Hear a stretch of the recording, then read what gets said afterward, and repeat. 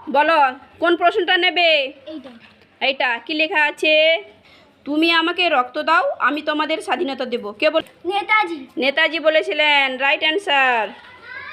বলো তুমি কোন প্রশ্নটা নেবে? এটা। নাও। স্বপ্ন পালিয়ে যায় ঘুম ভেঙে গেলে, আর মানুষ পালিয়ে যায় স্বার্থ ফুরিয়ে গেলে। কোন মনীষী বলেছিলেন? রবীন্দ্রনাথ ঠাকুর। রবীন্দ্রনাথ ঠাকুর। বলো কোন প্রশ্নটা নেবে? এটা। এই প্রশ্ন ঠিক আছে। সূর্যের মতো উজ্জ্বল হতে হলে প্রথমে তোমাকে সূর্যের মতো পড়তে হবে। কোন মনীষী বলেছিলেন? আব্দুল কালাম। আব্দুল কালাম। Right answer. না আসলে যে মানুষ বলে তার আর শেখার কিছু নেই, সে আসলে মরতে বসেছে। যতদিন বেঁচে আছো শিখতে থাকো। কোন মনীষী বলেছিলেন? স্বামী বিবেকানন্দ। স্বামী বিবেকানন্দ।